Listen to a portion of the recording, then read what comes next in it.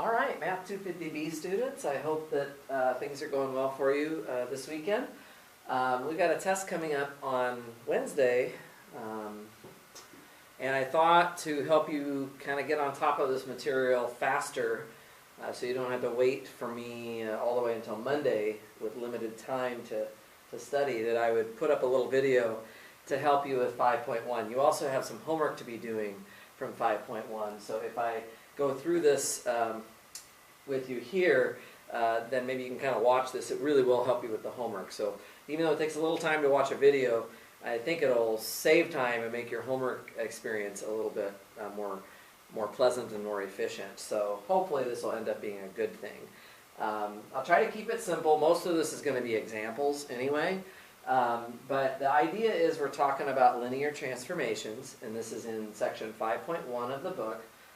Remember that we're starting with two vector spaces, v and w, and a transformation, a linear transformation, is just a function that goes from v to w. So it's from one vector space to another, right? So we have two vector spaces here. And t is linear if two things happen here. And the requirements are that t has to actually respect addition and scalar multiplication. Those are the two properties in a vector space. Those are the two operations that we have. So we're saying that t has to respect those two operations. So if you're checking that something is linear, you have to check these two things. T respects addition and t respects scalar multiplication. It's always a two-part process, just like showing that a subspace of a vector space is a two-part process. One part for the addition and one part for the scalar multiplication. So this is very similar to that, right? Except now we're talking about this transformation t respecting addition and respecting scalar multiplication. Okay, and here are the equations for that, by the way. So t of v1 plus v2 has to be equal to t of v1 plus t of v2. And for the scalar multiplication, if you have t of a constant times v1, you have to be able to factor the constant out, k times t of v1. Basically, you should be able to bust apart the linear combinations of vectors that you see in V and just transform the individual vectors and do addition and scalar multiplication around that. So let's take a look at a few examples. This first one that's already up here is the one that I did in class last time on Wednesday. So you already have this in your notes. We're inputting vectors from capital V, which is going to be, I'm defining it to be M2 of R, 2 by 2 matrices. And my second vector space W is just going to be the real numbers. Okay, and I'm going to define my function. I'm going to input this 2 by 2 matrix right here, A, B, C, D, and I'm going to output the number A plus D. So this transformation is defined very much in terms of the entries of the matrix. So you see that we have a very explicit formula in terms of the entries A, B, C, and D right here. Okay? And here on the bottom of this board is the verification that t respects addition. Right? That's the first thing we have to check. So I take two vectors from V. In this case, that's two 2 by 2 matrices. I add them together. That's what I'm doing in the first step. Notice that I just simply added the two matrices together. The transformation hasn't happened yet. That's why you still see the t right here on this first line. Okay, we didn't transform anything yet. We just added the vectors together first, the two matrices. All right, now I have a single matrix, and I'm ready to transform it. So to do that, according to my formula here, I take the upper left corner, the lower right corner, and I add them together. That's just the definition that we were given to do this problem. So I'm just going to take the upper left corner and the lower right corner, which is a plus x, and d plus w, and add them together, and this is what I get, which is a real number, right? Now, because I'm trying to get the transformation of the two matrices separated, right, it makes sense when I have an expression like this. This is kind of the key step right here. When I have this expression that I just circled, a plus x plus d plus w, I should be thinking about how to get the A, B, C, and D stuff together and the X, Y, Z, W stuff together. Because we want to get those two parts isolated down here at the bottom, right? We can see what we're trying to get to. So what we're doing from here to here is we're just adding the A, X, D, and W in a different order. We're putting the A and the D together, and we're putting the X and the W together. The reason for that is so that we then have the first matrix and the second matrix separated. That was a reason for doing that. Okay, so it all works out here at the end. We have T of the first matrix plus T of the second matrix. Okay? Over here is the scalar multiplication part. T of a constant times the matrix. I first multiply the constant through. I didn't transform anything yet, so the T is still there. But in the next step is where I apply the rule in the box for the transformation. The upper left corner is Ka. The lower right corner is Kd. Because I'm trying in this second property to get the K outside of everything, it makes sense to factor it out right here. Yeah? And then the A plus D is together, and that becomes T of A, B, C, D. Okay? I want you to really practice, and you'll be doing this in the homework, just practicing how to write these arguments neatly and logically. So you notice how we're starting from one side, this side here, and we're going to this side. That's like starting from this one and going to this one, right? Same thing up here on this side. I start with T of KV1, and I end up with K times T of V1. That's just starting from here on the left side and trying to work my way through the algebra to get to the right side. Okay? Let me just show you some more examples. Okay, so this one we had already looked at before. Let's look at a few more examples. You know, there's no reason why the V and the W have to be different. It's certainly possible that you actually use the same vector space for V and W. Actually, let's just use, instead of 2 by 2 matrices, I'm going to use n by n matrices for both V and W. So these are n by n matrices. And I'm going to define T. Now, notice what I'm going to do differently this time. Instead of writing out the entries of the matrix, I'm just going to write capital A for my n by n matrix. And the reason I'm going to be able to do that is that I'm going to define this transformation to just be a transpose. So I'm just going to transpose the matrix. You see, when you're describing the transpose operation, you don't need to get your hands dirty with what all the entries of the matrix are. We have a beautiful notation for transpose. So this is it right here. And now I'm going to go ahead and check that T is linear. I'm going to check that that function that I just defined is actually a linear transformation. So I'm going to check that T is linear. So I have to do two parts here, right? Two parts. All right. So this time, my two matrices, you see, I'm just going to write them very abstractly as capital A, capital B. Do you see the difference between this example and the one we did before where we had to look at the entries of the matrix? It's all because of how the transformation was given to us. Here it was defined abstractly with just capital A. No mention of the entries of that matrix. Okay? So let's just go through it. If I want to transform A plus B, now when I abstractly write down the matrices and I want to add them together, there's really nothing to do. I don't have to add the entries together because it's already basically as simplified as it can get. So we can already think of A plus B as a single matrix. And I just need to now transform it using this rule. Okay, so that rule says take whatever the matrix is that you have and transpose it. Okay? Now our goal, of course, is to get those two matrices A and B into two separate terms, right? So it makes sense here that we think about our properties of transpose, right? I can basically separate these transposes into separate pieces. We talked about that way back in chapter 2, when we were first going over properties of matrices, okay? So there you go. This is just T of A plus T of B. Very, very simple, okay? The scalar multiplication is very simple as well. If I take K times A, well, the formula for that would be K times A transpose.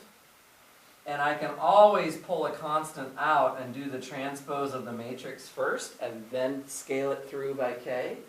So we have K, and then this is just K times T of A. Just like that. Okay? So there's a nice example. That's also a linear transformation, but this one was a little bit cleaner just because the transformation itself was a simpler, cleaner function to work with. Okay? Let me give you another example that also has to do with matrices. Okay? Here's another example. Let's suppose that I go back to, let's go back to the 2 by 2 matrices again. Okay, so my input vectors into my transformation are going to be 2 by 2 matrices. And let's go back to the real numbers for my W. And what I'm going to do this time is I'm going to define T from V to W. I have to give you the rule. This is the all-important step right here. I have to tell you what I'm going to do. And I'm going to do the following thing. I'm going to take A, B, C, D. Actually, you know what? Let's do it abstractly. I can just do this abstractly. T of A, right? Okay? This one is equal, I'm going to define it to be the determinant of A. Okay? The determinant of A. So here's a question for you. Is this one linear? Is T linear?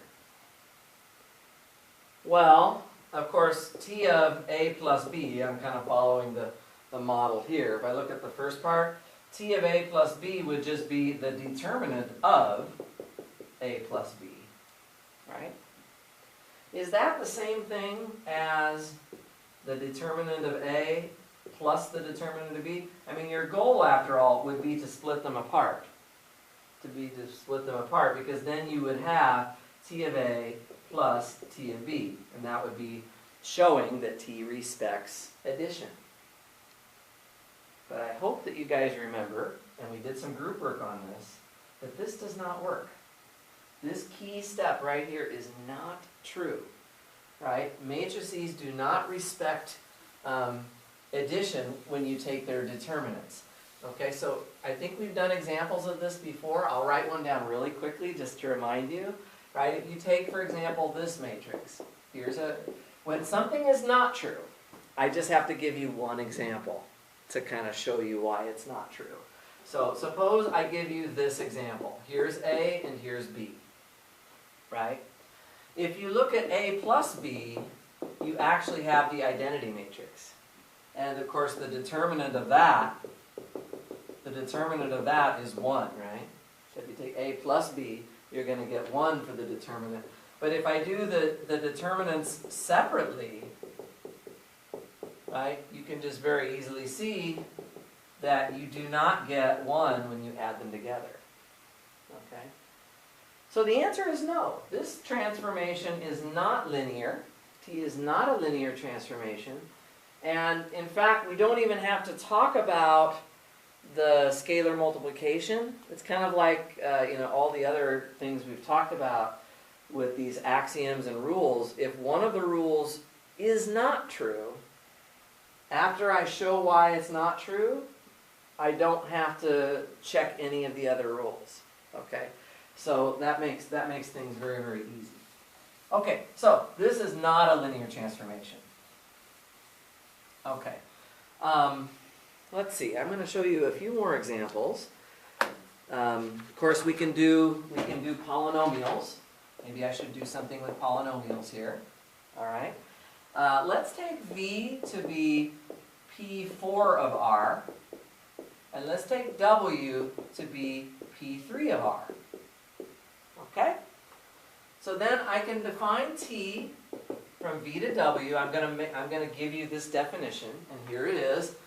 Given a polynomial, I'm going to write it as P of X. So again, I'm kind of writing my polynomial abstractly, right? I'm not writing out the entry. I'm not writing out the coefficients, you know. I'm not writing ax to the fourth plus bx cubed plus cx squared and so on. I'm just going to write it as an abstract p of x. And that's because my output is just going to be p prime of x. Okay? So I'm just going to take the derivative. Okay? You guys probably believe me that if I take a polynomial of degree 4 or less, and I differentiate it, after you do the power rule for derivatives, your result is going to be a polynomial of degree 3 or less, right? So this is my formula, okay? And I'm going to check that t is linear. And this one is going to be pretty easy as well because, again, t is defined in such a simple manner here, right? So let's check our two properties. Okay, so we have to take two polynomials. I might use p of x and q of x as my polynomials. Okay? And I'm going to add them together and transform them. Well, they're already pretty much added together. I can't really do anything to make them simplified. So I'm just going to leave it like this. The idea then is that my output over here, so you should be watching to see how I write this. It's just the derivative of the whole thing that I plugged in, right? Which is what the rule was that I was told. The goal, as usual, is to get the p and the q into two separate terms, right? That's the idea here. So I'm going to write this then. I have to use what I know about derivatives, that derivatives can be done term by term, right? You learn that in calculus when you have addition. There's nothing that stops you from just adding the terms one by one, right? So we can just do that. And of course this one is t of p of x, and the second one is just t of q of x. Okay, so t respects addition. Right? Scalar multiplication is going to be very, very simple as well. I can just squeeze it right in here. If I have a constant times a polynomial, if I differentiate that whole thing, right, I'll write it like this. Derivatives respect constants, which we know we can pull out. So if I pull out that constant, I'll just get p prime of x. So this is just k times t of p of x. Okay?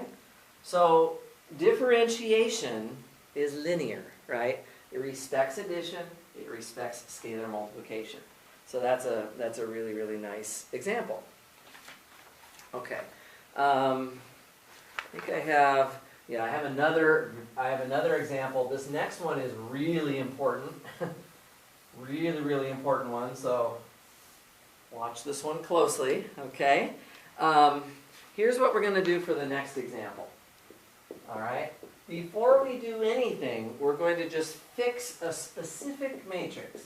So I'm going to fix an m by n matrix. And I'm going to call it capital A. I'm going to imagine that that is fixed. Okay? And it's m by n. So it turns out that given that fixed matrix to begin with, we can define a linear transformation by using this matrix. So here's how you do it. We're going to define t, and here's the funny part about it. It goes from Rn to Rm. So make sure you pay attention that the m and the n get switched in the opposite order. So if A is an m by n matrix, the transformation is going to go from Rn to Rm. And now I have to tell you what the formula is. This is the formula. We can basically input, I'm going to input a vector that is in Rn, and I'm going to output, I have to output a vector that's in Rm, and here's the one that I'm going to use. I'm simply going to do matrix multiplication by A, right? Check it out with me. A is m by n, and I'm multiplying it by x, which is an n by 1 column. After I've done that, I end up with an m by 1 column. Okay? So that is my That is my formula. T of x equals a times x. Okay, and then we can check that t is linear from there, right? We can then we can go on and check it. This might actually be in the homework. I can't quite remember suddenly. It's really not too hard to check that t respects the two operations. For example, let me just do the addition part. If we have t of, let's say, x plus y, right? So I'm going to add together two vectors that are in Rn. I'm doing it abstractly here. I don't have components or anything like that. It's just a very, very symbolic expression for those vectors. So we've already got x plus y here. The formula in this box tells me to take a and multiply it by x plus y, right? In other words, take a and multiply it by whatever you plugged in. Now, that a can be distributed. This is one of our properties of matrix multiplication. So it becomes ax plus ay. And why would I want to do that while I'm verifying that t respects addition? Well, again, we need to get the x and the y separated, right? So this is going to help me do that. Ax becomes just t of x, and ay just becomes t of y, right? Okay, so t respects addition. And then 2 is kind of similar. I think I'm going to skip that on this video and let you guys try to check that for yourselves. Hopefully it's not too bad. And I think it might be in the homework anyway, so you can give that a shot and then let me know if you have any trouble with it. What I would rather do, actually, though, is show you an example of how this particular setup can be really, really useful to us. Okay? So let me show you kind of like, I'll call this one a follow-up to the example that's just over here to my right. Okay, so here's a follow-up. So define t from R3 to R2 by the following formula. So I'm going to input a vector in R3. This time I'm not doing it abstractly. I'm actually writing out the components x, y, and z for this vector in R3. That's 3 input values, and I have to output 2 values. Let's say I choose 3x minus z and negative x plus 2y plus 4z. Okay? Now to check that t respects addition and scalar multiplication for this one would be kind of a pain to do it the old-fashioned way, which isn't that old, but it would be a pain to do it sort of the long way would be, you'd have to take like 2 of these vectors, like x, y, z, and a, b, c, right? And you have to do a bunch of algebra. This would get a little messy over here while you were adding things together, right? You can try it. It'll work, right? There's nothing wrong with it. It's just going to be a little bit long, okay? But I have a much faster way to show you that this is a linear transformation. So show that t is linear. This can be done very simply. And here's all you have to actually do, is you just simply note that, so instead of doing the 2 steps 1 and 2 over here, right? I'm just going to simply note that t of, I'll write it as an x vector here. That's not the same thing as x, y, z. Well, it's the x vector is the x, y, z, right? And it's a vector. I would like you guys to just observe that it really is of this form here, ax, where, and now I'm just going to tell you what the matrix A is. Notice this is R3 to R2. So if you come over here, the 3 and the 2 would be the N and the M. So A is going to be 2 by 3. And here's what you do. You just simply write off the numbers that are in front of x, y, and z in this matrix. So 3 is in front of x, there is no y, and there's minus z. And then here we have minus x, 2 y's, and 4 z's. Right? Isn't that nice? And if you multiply this, for example, if you just put like a x, y, z right there, If you imagine just doing this multiplication, look what you're going to actually get. 3x minus z. That's the first entry. And then on the bottom line, negative x plus 2y plus 4z. That's exactly the second entry. So the thing is, this transformation, although they never mentioned a matrix when they gave this problem to you, right? There's no mention of a matrix above this line. But what we recognize is that actually we can make a matrix that essentially does this transformation for us by multiplication.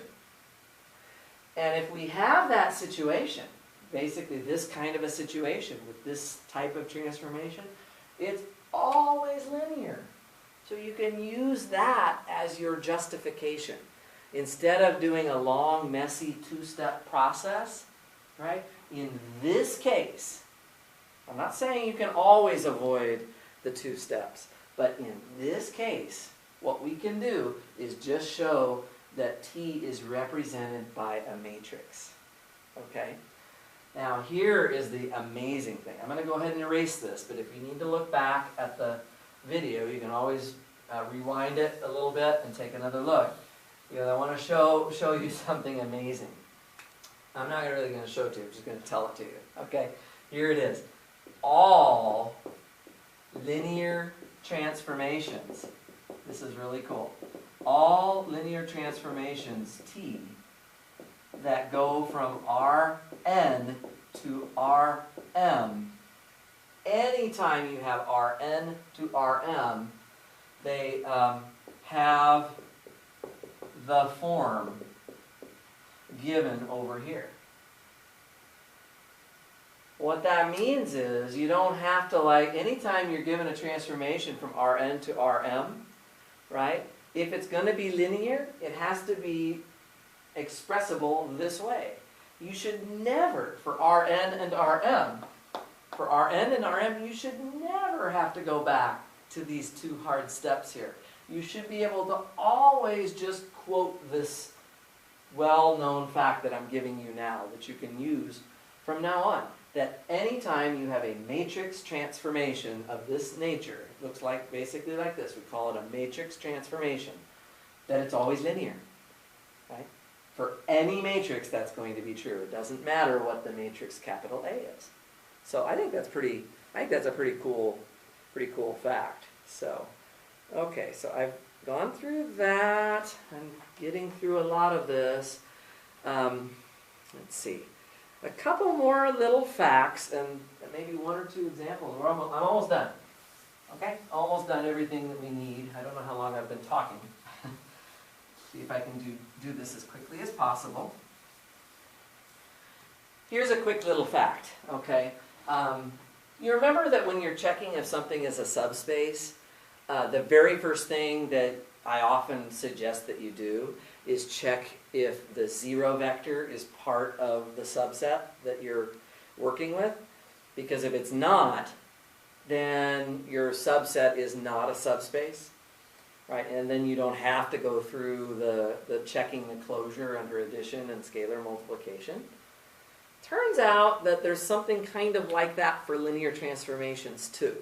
So this is a fact that I want you guys to know. It'll help you in some cases to make these problems go by fast. Okay, and here is the fact, is that if T from V to W is linear, if it's linear, then guess what? T has to take the zero vector and map it to the zero vector. Remember, each of these vector spaces has a zero vector. Actually, they might not be the same zero vector, so maybe I should emphasize that here. So 0 sub V is like the zero vector in V, and 0 sub W is like the zero vector in W. So a linear transformation must map 0 to 0, and the way that is useful is if I give you a transformation where 0 does not map to 0, then